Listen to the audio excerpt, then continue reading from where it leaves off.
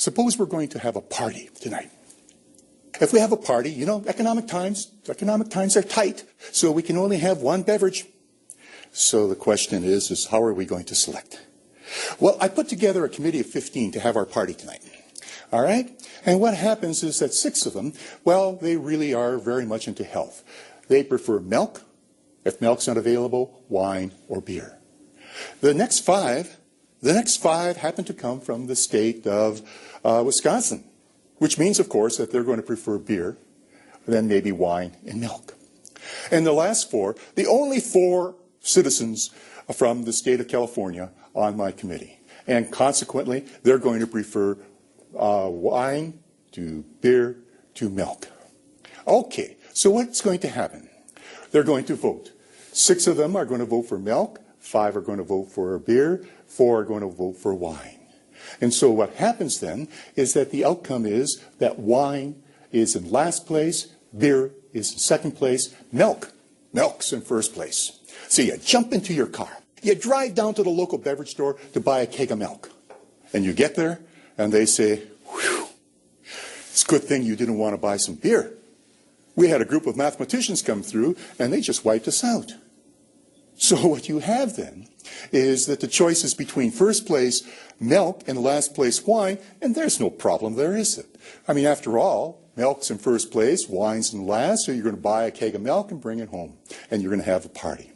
I mean, let's take a look. Let's just compute what would happen if we're going to look at milk versus wine. If we look at milk versus wine, these 6 people prefer milk over anything, and these 5 prefer wine over milk, and these, oh, wow.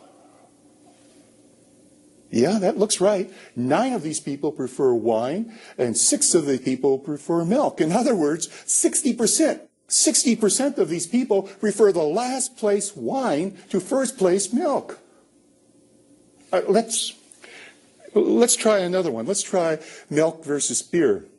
These 6 people right here prefer milk. These 9 people right here prefer beer to milk. And what we end up with then is an incredible anomaly here. I don't know if it's an anomaly, but it sure is a paradoxical type situation where milk is in first place. And by landslide proportion of 60% in both cases, these voters truly prefer either of the other beverage to first place milk. Okay, there's only one other pair to compute, and the last one is beer versus wine. So let's go through it and find out. Let's see. Right, we have here, we have wine is preferred to beer. Wine is preferred to beer. The only 5 people prefer beer to wine. And so what we end up is with a true anomaly, don't we? Milk is in first place in the election, and yet what happens is these people, by landslide proportions, prefer either of the other beverage to milk. And what happens is wine is in last place, and again, by landslide proportions, they prefer wine to either of the other 2 beverages. Now, I'm using the example of milk, wine, beer just to have some fun. Think about it in terms of the last election you had in your social group or anything else. This is not an unusual division of preferences. So what happens is with the plurality vote, which you most surely used in your election, we find out that milk is the winner. But if we use pairwise comparisons, we discover that the true winner, at least with pairwise comparisons, is going to be wine, and that the ranking is exactly the opposite. What's going on here?